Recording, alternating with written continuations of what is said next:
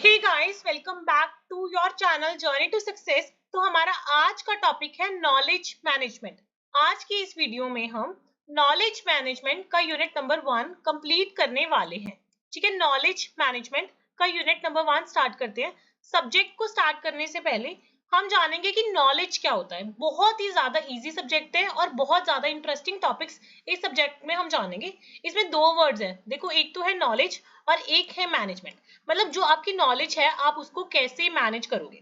आपने अपनी daily life में ना 3 वर्ड सुने होंगे, data, information and knowledge.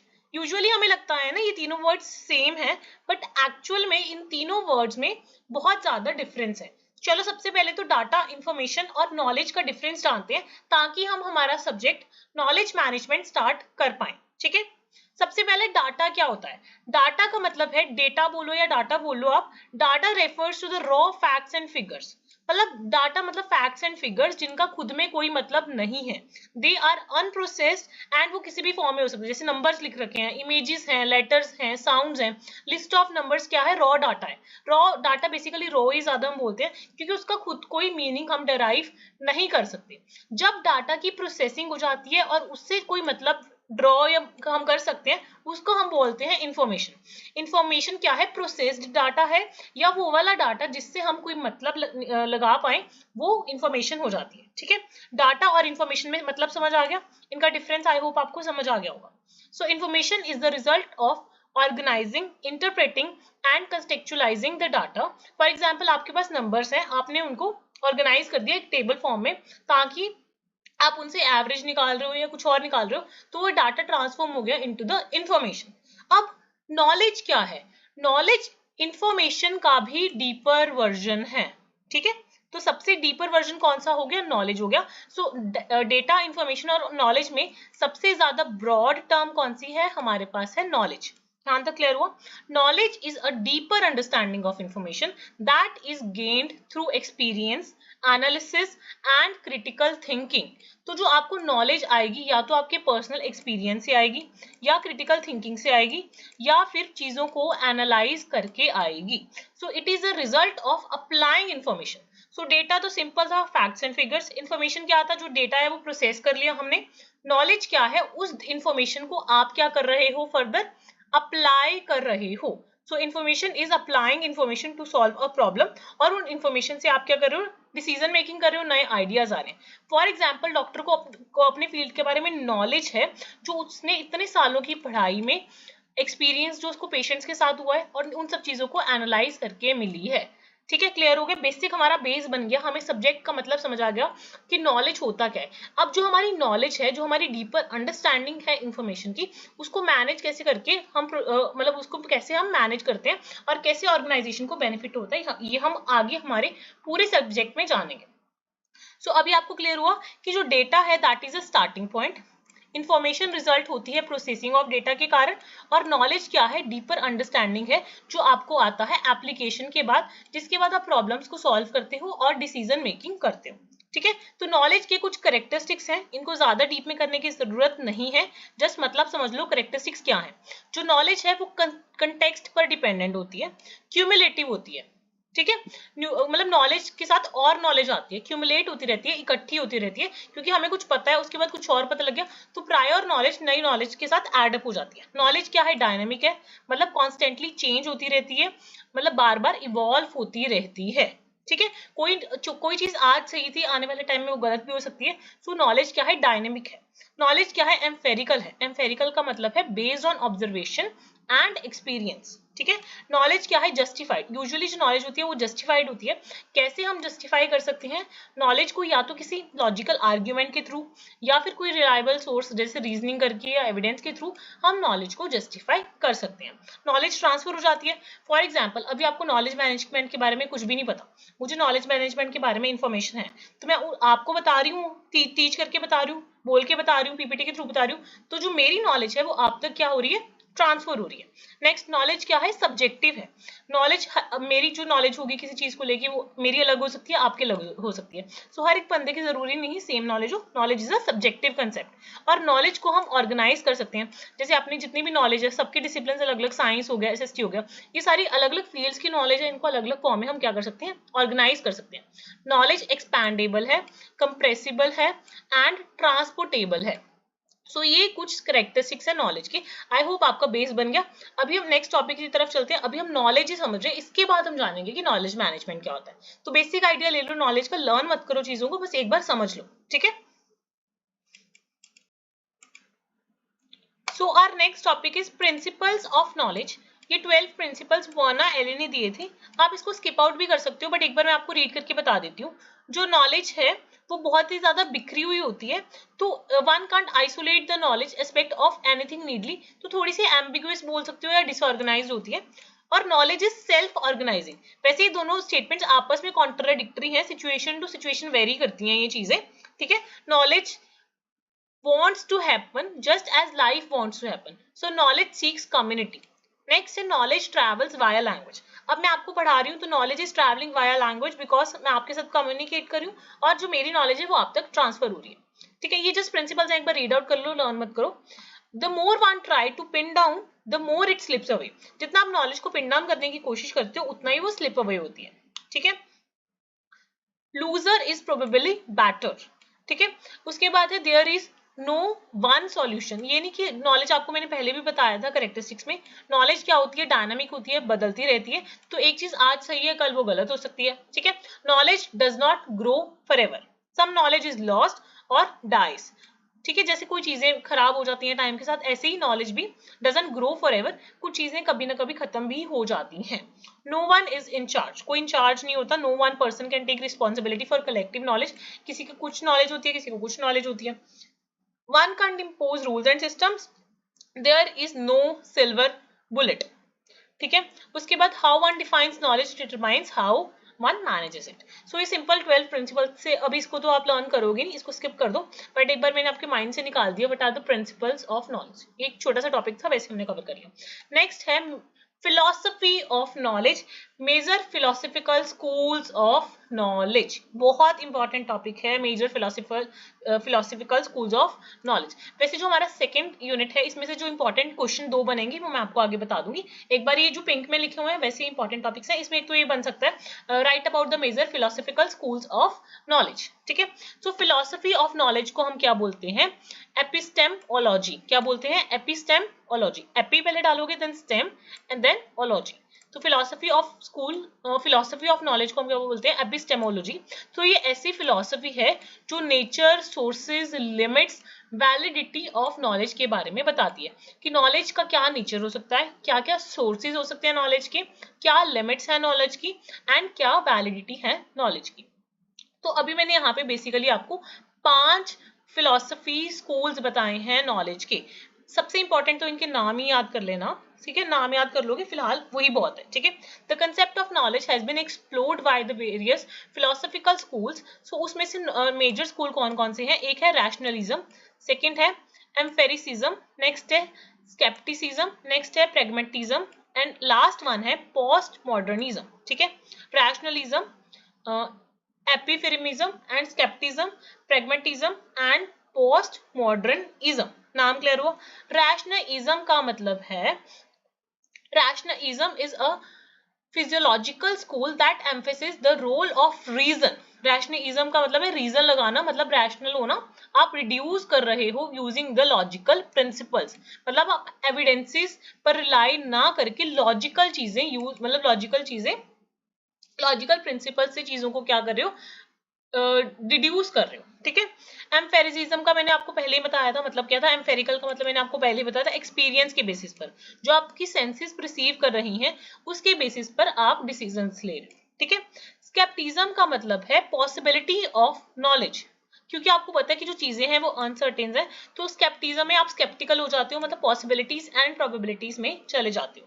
Pragmatism का मतलब है प्रैक्टिकल होना, प्रैक्टिकल एंड फंक्शनल एस्पेक्ट्स पे जाना।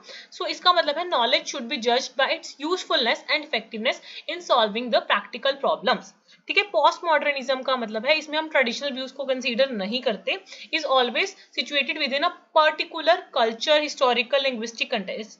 ठीक है, इसमें मैं आपको ना वन वर्ड में बता देती हूँ। रैशनलिज्म में आप वन वर्ड याद कर लेना, डिड्यूस करना फ्रॉम प्रिंसिपल्स। एम्फेरिकलिज्म का मतलब आप लर्न कर लेना रोल फ्रॉम द एक्सपीरियंस, हम एक्सपीरियंस से उस चीज को गेन करें। स्केप्टिज्म का मतलब है पॉसिबिलिटी पे जाना, अनसर्टेन चीजों पे जाना। प्रैग्मेटिज्म का मतलब है प्रैक्टिकलिटी पर जाना। एंड पोस्ट मॉडर्निज्म में चीजें हम ट्रेडिशनल व्यू के पॉइंट ऑफ व्यू से नहीं देखते हैं, हम एक पर्टिकुलर सिचुएशन, कल्चर, हिस्ट्री वगैरह को लेके कंसीडर करते हैं।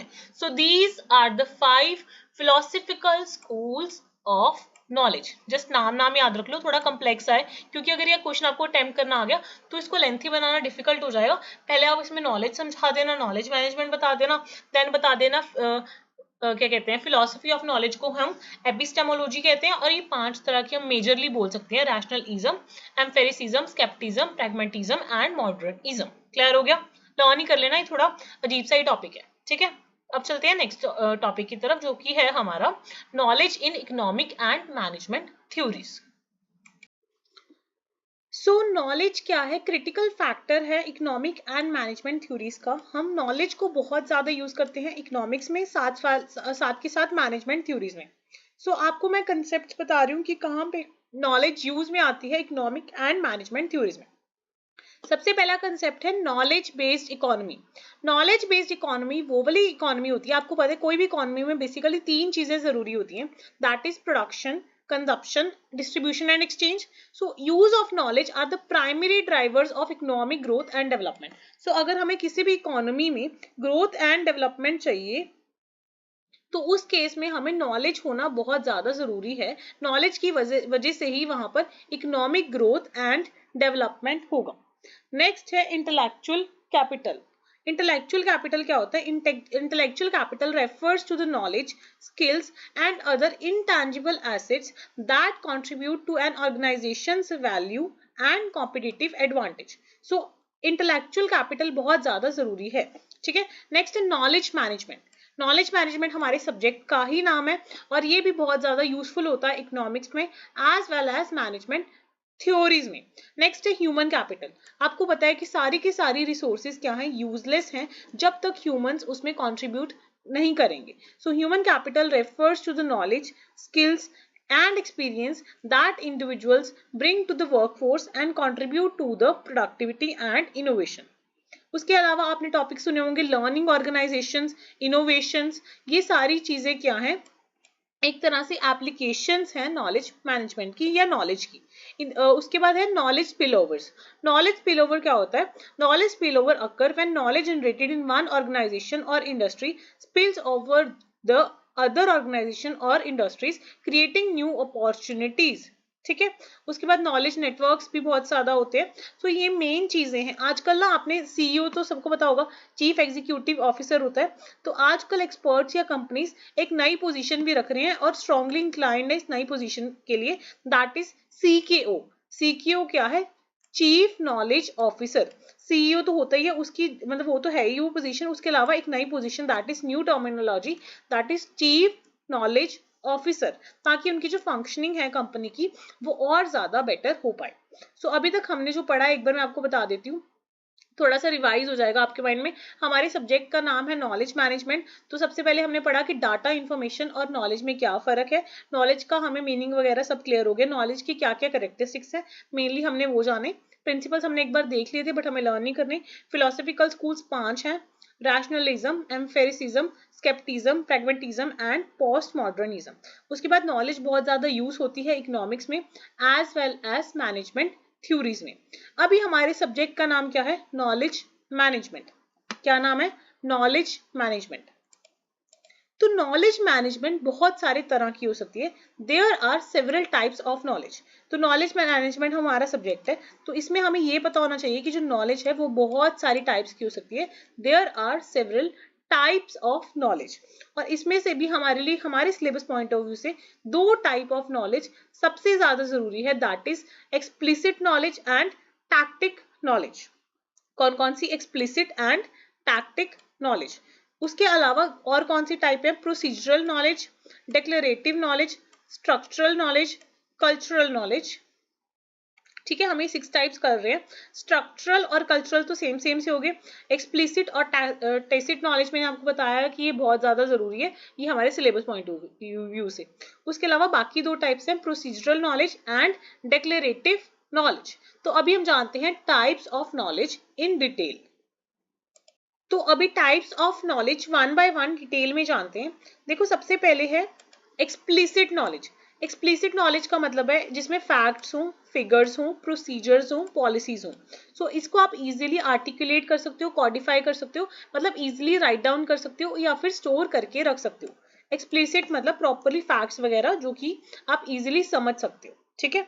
और इजीली आप किसी को समझाना हो तो दिखा सकते हो, ये देख भाई ये लिखा हुआ है। जैसे हम अभी ये नॉलेज मैनेजमेंट पढ़ रहे हैं, तो आप इसको इजीली कोडिफाई कर सकते हो, आर्टिकुलेट कर सकते हो, आपके पास लिखी हुई है, या फिर इसको आप स्टोर करके रख सकते हो। फैक्ट्स हैं, फिगर्स हैं, सिंपल चीजें हैं।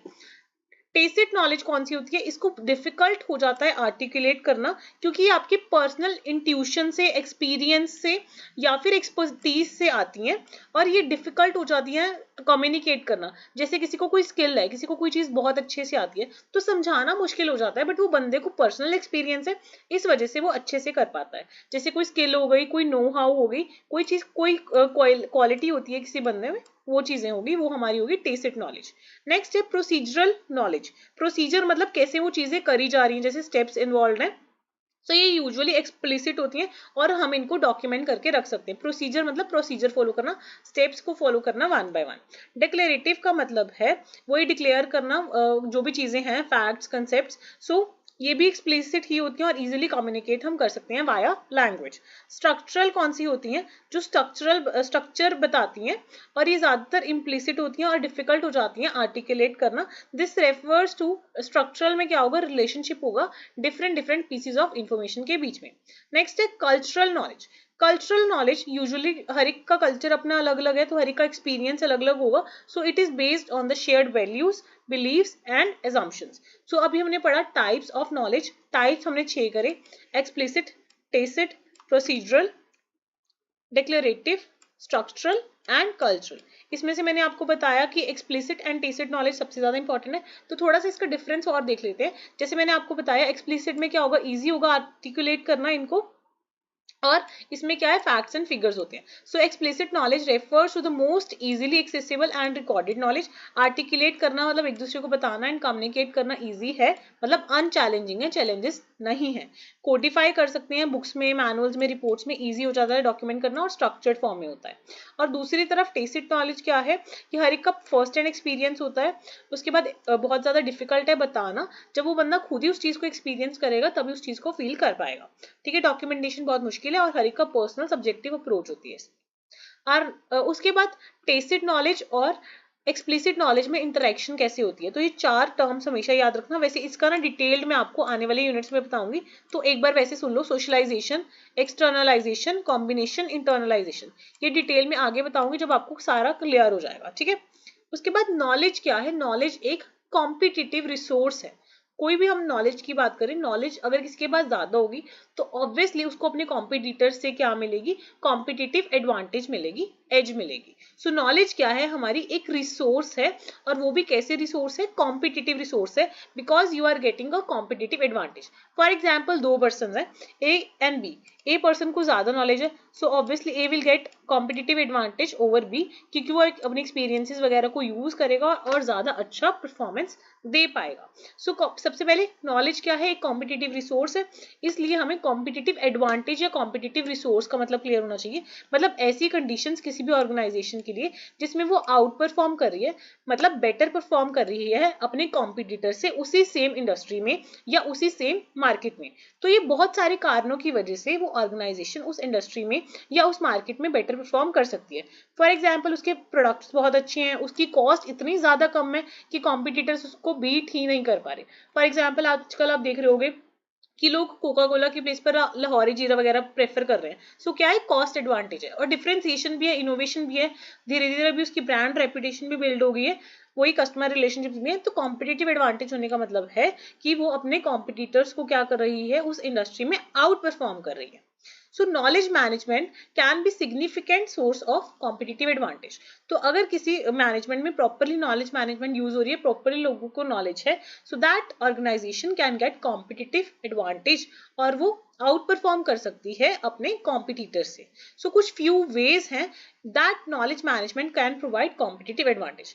अब नॉलेज है, नॉलेज मैनेजमेंट हो रही है, तो डिसीजन मेकिंग बहुत ज्यादा बेटर होगी और जल्दी भी होगी, और उनको नॉलेज है तो इनोवेशन आएगी, तो वो अपनी क्वालिटीज को यूज करेंगे अपनी चीजों को बेटर बनाने के लिए। ऑब्वियसली जब इनोवेशन वगैरह आएगी, जो कस्टमर सर्विस है वो इंप्रूव होएगी, खर्चा कम होएगा और रिटेंशन होएगी ऑर्गेनाइजेशनल नॉलेज की। समझ आ गया?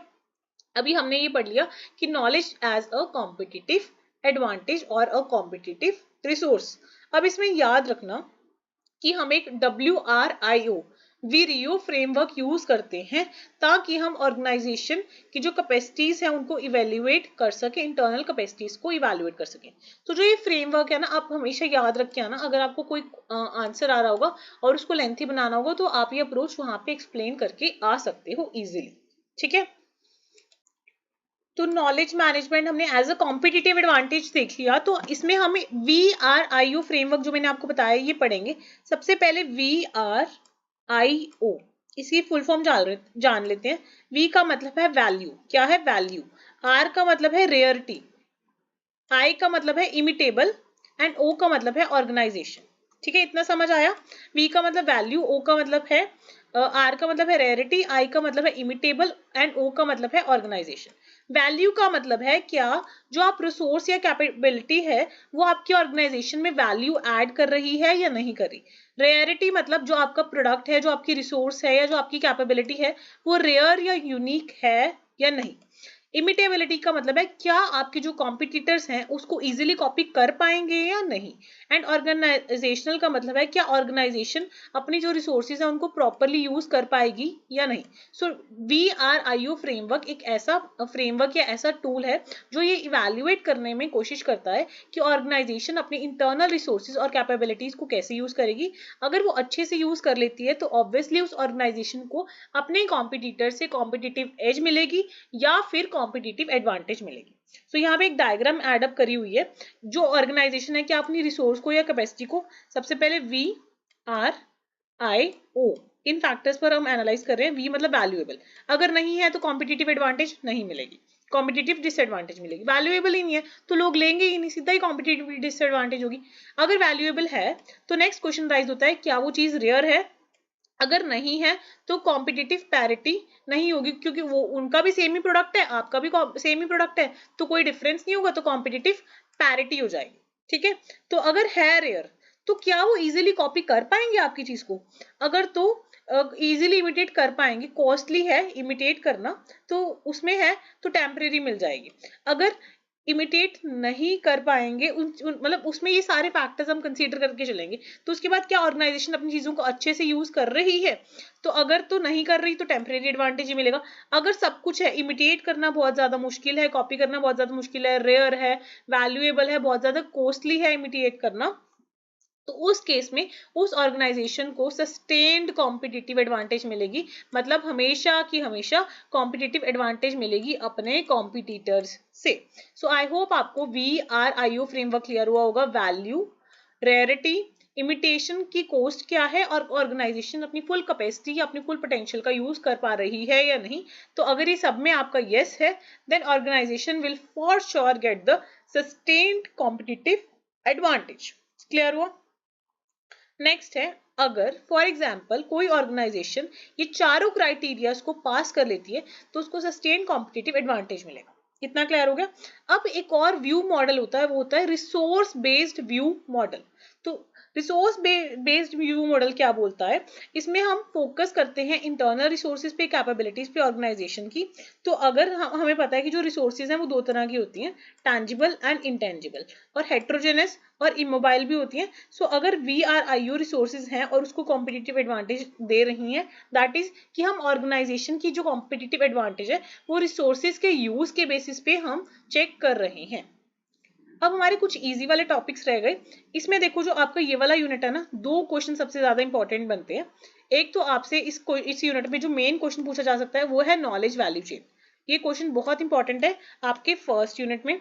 और एक दूसरा क्वेश्चन जो बहुत ज्यादा इंपॉर्टेंट है इसमें है knowledge as a competitive advantage या फिर knowledge as a competitive resource.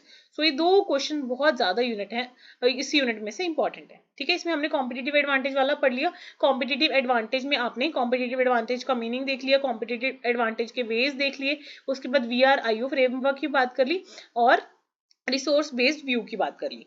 अब हमारे दो टॉपिक्स बच जाते हैं, knowledge intensive organisation and knowledge value chain. ये दोनों टॉपिक बहुत ज्यादा जरूरी है, पर इसमें से ज्यादा इंपॉर्टेंट टॉपिक कौन सा है, नॉलेज वैल्यू चेन। क्लियर हो गया? छोटा टॉपिक खत्म कर लेते हैं जल्दी से, नॉलेज इंटेंसिव ऑर्गेनाइजेशंस। सो नॉलेज इंटेंसिव ऑर्गेनाइजेशंस नाम बढ़ के ही क्लियर हो रहा है, मतलब ऐसी ऑर्गेनाइजेशंस जो हैवीली रिलाई कर रही हैं नॉलेज पर। तो organization that relies heavily on the expertise and knowledge of its employees and वो dynamic and complex environment में चलती है, but वो intensive मतलब वो ज्यादा rely कर रही हैं knowledge पर। So in knowledge intensive organization, knowledge is a critical asset और इसी वजह से उस organization को क्या मिलती है, competitive advantage मिलती है।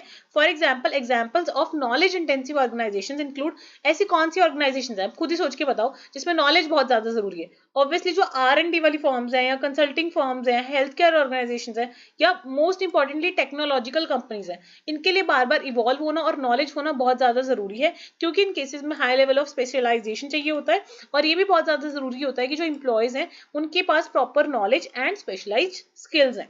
सो अगर ये क्वेश्चन इनके आ जाता है तो अपनी तरफ से आप पॉइंटर्स बना के इजीली लिख के आ सकते हो नॉलेज इंटेंसिव ऑर्गेनाइजेशन के। अभी हमारा लास्ट टॉपिक है जो कि बहुत इंपॉर्टेंट टॉपिक है, that is knowledge value chain. क्या है, नॉलेज वैल्यू चेन। एंड में मैंने एक दो एक्स्ट्रा टॉपिक्स ऐड अप करे हैं क्योंकि वो इनडायरेक्टली या डायरेक्टली आपके एग्जाम में पूछे जा सकते हैं। तो पहले मैं ये टॉपिक बता देती हूँ। देखो अभी हमारा लास्ट टॉपिक है नॉलेज वैल्यू चेन। क्या हमारा टॉपिक है, knowledge value chain. Knowledge value chain तो पक्का ही है कि ये क्वेश्चन बनेगा ही बनेगा इस यूनिट में से। सो नॉलेज वैल्यू चेन बहुत ज्यादा जरूरी है, पर इससे पहले हमें वैल्यू चेन का मतलब पता होना चाहिए। और जो बेसिक वैल्यू चेन है ना, वो पोर्टर के मॉडल के अलावा और कोई हमें अच्छे से एक्सप्लेन नहीं कर पाता। सो मैंने एक्स्ट्राज में ये वैल्यू चेन और पोर्टर का मॉडल ऐड किया है। तो पहले पोर्टर्स वैल्यू चेन समझ लेते हैं, उसके बाद हम नॉलेज वैल्यू चेन और अच्छे से समझ पाएंगे। सो जो वैल्यू चेन है वो पोर्टर ने दिया था। तो पोर्टर ने क्या बताया था, porters value chain is a framework, जिसमें उसने बताया था कि जो ऑर्गेनाइजेशन है उसे इस वे में परफॉर्म करना चाहिए कि कस्टमर्स के लिए वैल्यू ऐड हो। सो उसने मेन दो एक्टिविटीज बताई थी, एक तो बताई थी प्राइमरी एक्टिविटीज और एक बताई थी सपोर्ट एक्टिविटीज। ठीक है, हम पोर्टर्स वैल्यू चेन पढ़ रहे हैं, सिंपल वैल्यू चेन पहले समझेंगे, उसके बाद समझेंगे नॉलेज वैल्यू चेन के बारे में। सो प्राइमरी एक्टिविटीज उसने बताई थी, the primary activities are directly involved in creation and delivery of a product और अ सर्विस। तो प्राइमरी मतलब जो हमारी मेन एक्टिविटीज है जो डायरेक्टली वो प्रोडक्ट बनाने में या प्रोडक्ट को डिलीवर करवाने में हेल्प कर रही है। सपोर्ट एक्टिविटीज एक तरह से इंफ्रास्ट्रक्चर प्रोवाइड करती हैं और सपोर्ट करती हैं प्राइमरी एक्टिविटीज को। सो ये पोर्टर का वैल्यू चेन था, उसने बताया था कि ये हमारी प्राइमरी एक्टिविटीज होती हैं 5 और उसके बाद ये हमारी सपोर्ट एक्टिविटीज होती हैं। हो सके तो इनको लर्न कर लेना, इनबाउंड लॉजिस्टिक्स, आउटबाउंड लॉजिस्टिक्स, ये तो याद ही रखोगे, इनबाउंड एंड आउटबाउंड। इनके बीच में क्या होंगे, ऑपरेशंस होंगे, देन सेल्स एंड मार्केटिंग होगा एंड देन आप सर्विस प्रोवाइड करोगे। ये हमारी होगी प्राइमरी एक्टिविटीज।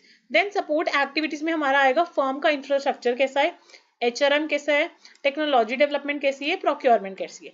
सो ये सारी एक्टिविटीज वैल्यू एनालिसिस में हेल्प करती हैं, वैल्यू चेन में हेल्प करती हैं। So by analysing the value chain, organisation identify कर सकती है where they can create value and reduce the cost।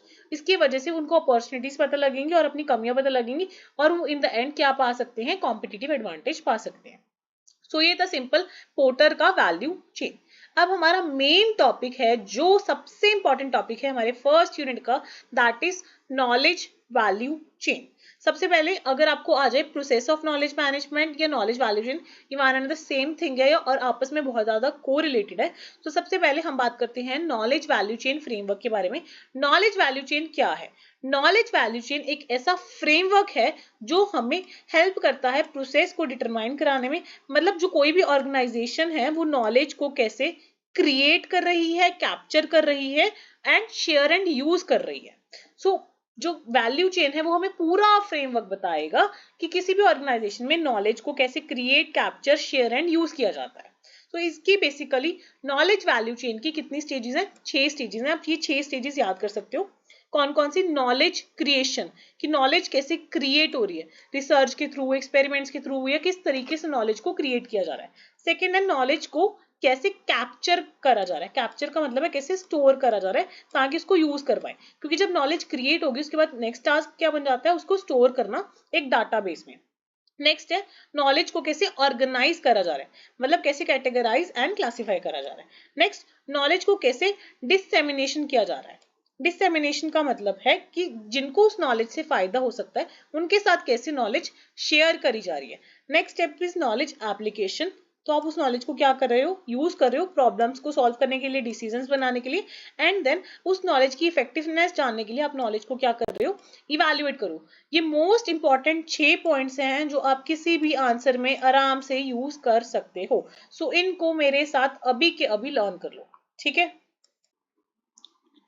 सो ये 6 पॉइंट्स हैं। नॉलेज पहले क्रिएट करेंगे, देन कैप्चर करेंगे, कैप्चर का मतलब है स्टोर करना, नॉलेज को ऑर्गेनाइज करेंगे, नॉलेज को डिसेमिनेशन करेंगे मतलब उनके साथ शेयर करेंगे जिनको उससे फायदा हो सकता है, नॉलेज का एप्लीकेशन करेंगे एंड नॉलेज को इवैल्यूएट करेंगे। ये 6 हैं क्या, ये 6 स्टेजेस हैं नॉलेज वैल्यू चेन की।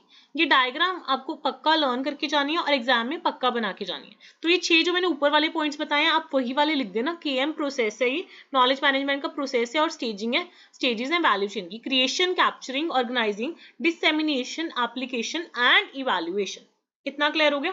और जो ऊपर ये मैंने 4 मेंशन करे हैं ना, ये कंपोनेंट्स हैं, मतलब नॉलेज मैनेजमेंट का इंफ्रास्ट्रक्चर है। जैसे उसमें हमने प्राइमरी एक्टिविटीज एंड सेकेंडरी पढ़ी थी ना, तो ये हमारा प्रोसेस हो गया, ये हमारा इंफ्रास्ट्रक्चर हो गया। इसमें क्या है कि आप जैसे नई पोस्ट मैंने आपको बताई थी ना CEO की प्लेस पे CQ क्या है, knowledge officer, chief knowledge officer. तो ऐसी मैनेजमेंट होना बहुत जरूरी है। जो आपका स्टाफ है उनकी ऐसी रिक्रूटमेंट करना जो नॉलेजेबल हो, प्रॉपर आपकी स्टोरेज कैपेसिटी हो, और कस्टमर और सप्लायर इन दोनों के साथ ऑर्गेनाइजेशन की जो रिलेशंस हैं वो अच्छे होने चाहिए। तो इसके लिए क्या होगी, नॉलेज परफॉर्मेंस आएगी, मतलब अच्छी परफॉर्मेंस आएगी। या तो ये वाला मॉडल याद कर रख लो, ये थोड़ा और डिटेल्ड मॉडल है, ये याद रख लो। Identification, acquisition, codification, storage, dissemination, refinement, application creation, ये बहुत ज्यादा वास्ट हो जाएगा। इससे अच्छा वो 6 पॉइंट्स जो मैंने टॉप पे बताए हैं, कौन कौन से, जल्दी मुझे कमेंट सेक्शन में बताना। और हमारा नॉलेज इंफ्रास्ट्रक्चर जब अच्छा होगा तो अच्छा प्रॉफिट मार्जिन होगा, अच्छी परफॉर्मेंस आएगी। तो ये समझ आ गया होगा आई होप। ये डायग्राम्स हो सके तो लर्न कर लेना नॉलेज वैल्यू चेन की। आई होप आपको नॉलेज मैनेजमेंट का फर्स्ट यूनिट अच्छे से समझ आ गया होगा। जो भी मेरे साथ कनेक्ट करना चाहते हैं they can join the Telegram channel and the Telegram group, जिसका लिंक डिस्क्रिप्शन बॉक्स में है। और इतने ज्यादा टाइम नहीं लगता, अगर आपको जेन्युइनली ये वीडियोस अच्छी लग रही है आप कमेंट सेक्शन में डाल सकते हो, which can make me very motivated कि मैं आपके लिए और अच्छा कंटेंट अपलोड करूँ। और अगर आपके कोई सजेशन है वो भी आप कमेंट सेक्शन में डाल देना। बाकी मिलते हैं नेक्स्ट वीडियो में नेक्स्ट पार्ट के साथ।